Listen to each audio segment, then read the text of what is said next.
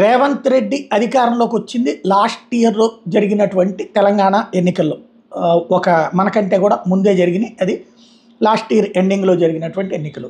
ఆ తర్వాతన అతనికి తొలి పరీక్ష పార్లమెంట్ ఎన్నికలకు సంబంధించి. ఏదైతే పార్లమెంట్ ఎన్నికల్లో 8 స్థానాలు గెలుచుకున్నారు. అంతకుముందు 3తో పోల్చుకుంటే 5 ఎక్కువ. అయితే అసెంబ్లీ ఎన్నికలతో పోల్చుకుంటే ఓ 2 తక్కువ.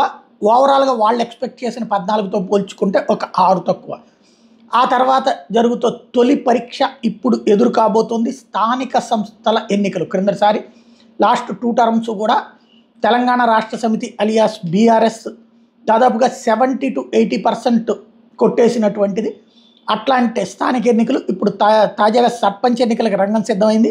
సెప్టెంబర్ 21, 25, 30 తేదీల్లో 3 విడతలుగా ఎన్నికలు జరగబోతున్నాయి. కొత్తగా ఎన్నుకోబడిన సర్పంచులు అక్టోబర్ 1 లేదా 2వ తారీఖున ప్రమాణ స్వీకారం చేయబోతున్నారు. తద్వారా ఇప్పుడు భారతీయ జనతా పార్టీకి పరీక్షే, కాంగ్రెస్ పార్టీకి పరీక్షే, బీఆర్ఎస్కి పరీక్షే. స్థానికంగా ఎవరి సత్తా ఎంతో తేలబోతోంది.